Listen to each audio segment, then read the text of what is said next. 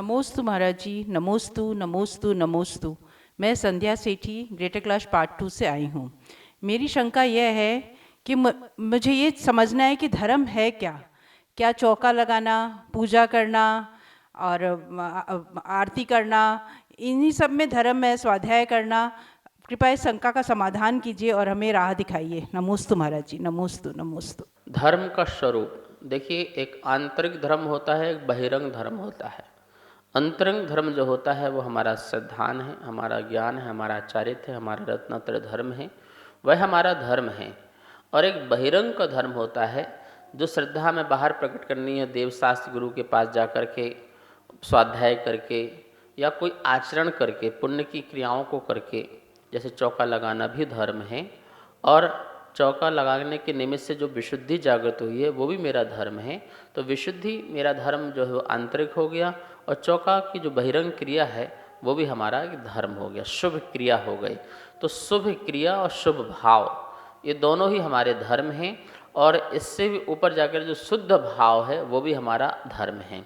तो एक धर्म हो गया स्वभाव रूप, पुण्य रूप, और एक धर्म हो गया असली धर्म रूप, शुद्ध रूप। तो शुभ और शुद्ध जो भाव हैं, जो क्रिया हैं, इसके माध्यम से भी धर्म होता है। इसलिए मंदिर जाना भी धर्म है, चौका लगाना भी धर्म है, स्वाध्याय करना भी धर्म है, जाप करना भी धर्म है, तीर्थ यात्रा करना भी धर्म है। ये हमारा व्यवहार धर्म है, ठीक है ना। और इसके निमित्त से जो हमारे को आनंद की प्राप्ति होती है, हमारे परिणामों में निर्मलता आती है, विशुद्धि जागृत होती है, कषायों की मंदता आती है, उससे हमें जो आनंद की प्राप्ति होती है वो हमारा निश्चय धर्म है, वो निश्चय धर्म है। और इसी निश्चय धर्म को पाने के लिए हम व्यवहार धर्म कहते हैं। इसलिए व्यवहार धर्म को कारण और निश्चय धर्म को कार्य कहा जाता है। कारण से ही कार्य की सिद्धि होती है, साधन से ही साध्य की प्राप्ति होती है। तो ये व्यवहार धर्म जितना भी है हमारा बहिरंग जो दिखता है, दिखने में आता है लोगों के, वो व्यवहार धर्म हमारा साधन होता है। और उससे हमें जो असली धर्म की प्राप्ति होती है, अर्थात निश्चय धर्म की प्राप्ति होती है, वो हमारा साध्य है, जिससे हमारी कार्य की सिद्धि होनी होती है।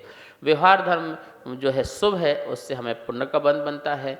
निश्चय धर्म जो शुद्ध है, जिससे हमारी संवर निर्जरा होती है कर्मों की, और मोक्ष की प्राप्ति होती है। नमोस्तु महाराज जी, नमोस्तु नमोस्तु। मैं Shashi Kashiwal, new friends colony से। महाराज साहब, मेरी शंका ये है कि हम शाम को सामायिक कितनी बार करनी चाहिए दिन में? सामायिक श्रावक भी करता है, श्रवण भी करता है, साधु भी करता है। श्रावक की सामायिक और श्रवण की सामायिक दोनों में अंतर होता है।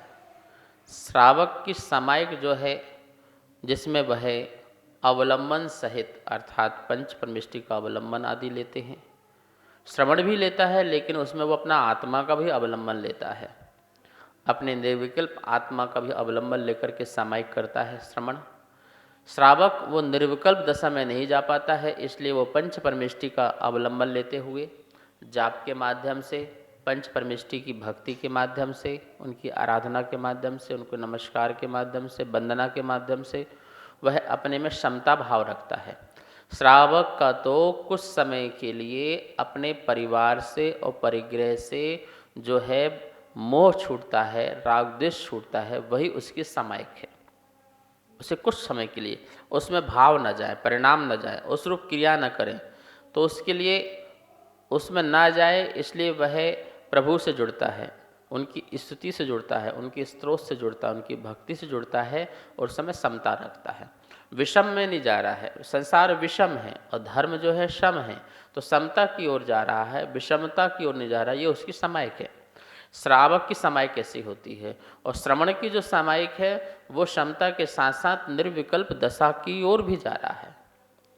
वो इसका भी विकल्प छोड़ देता है, अशुभ का विकल्प तो छूट ही जाता है, आत्मा में लीन होकर के शुभ का विकल्प भी दूर कर देता है और सिर्फ शुद्ध भावों को धारण कर लेता है।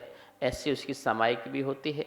तो दोनों में अंतर है, एक जगह जो है पुण्य का आश्रव है और दूसरी जगह संवर और निर्जरा है। ऐसा दोनों में अंतर पाया जाता है। श्रावक को नित्य प्रतिदिन सामायिक करना चाहिए, क्योंकि वो आरंभ सारंभ में लगा रहता है, तो कुछ क्षण उसको समता में ज़रूर निकालना चाहिए। सुबह की सामायिक, शाम की सामायिक, दोपहर की सामायिक, रात की सामायिक, अथवा किसी भी समय मिले तो उस समय सामायिक जरूर करना चाहिए। अर्थात कुछ पल के लिए अपने परिवार से थोड़ा सा विदा हो, थोड़े से घर से विदा हो और अपने में लगो, अपने रूप में लगो, अपने स्वरूप में लगो। ये सामायिक है। 1 इंद्रिय से लेकर के 5 इंद्रिय तक के जीव को कष्ट ना पहुँचे, पीड़ा ना पहुँचे, समस्त पापों का त्याग करके, आरंभ सारंभ का त्याग करके, चारों दिशाओं में अरहंत सिद्ध को नमस्कार करके और संकल्प लेकर के एक स्थान में बैठ करके आप खड़े होकर के बैठ करके सामायिक करें, समता रखें। ये श्रावक की सामायिक भी सामायिक मोक्ष अंगे, सामायिक मोक्ष का अंग है, ऐसा आचार्यों ने भी कहा है। पूज्य हमारे राष्ट्रगुरु का जो संकल्प है, जिसका उन्होंने चित्र बनाया, हमारे बीच में अभी मीनाक्षी जी बोल के गई और मेघवाल जी बैठे हैं। हम चाहते हैं कि राष्ट्रीय स्तर पर भारत सरकार इसको एक मान्यता दे और 2550वां निर्माण उत्सव पूरे दुनिया के अंदर मनाया जाए।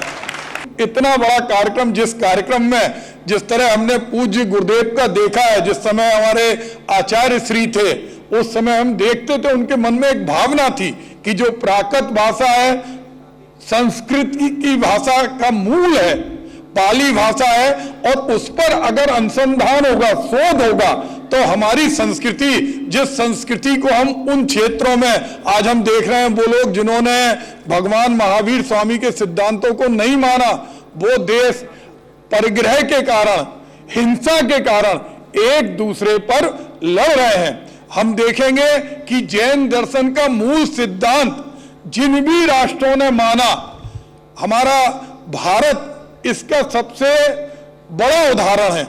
वहां पर शांति कायम रहती है और उस देश की तरफ दुनिया का कोई भी देश नजर उठा के नहीं देख सकता।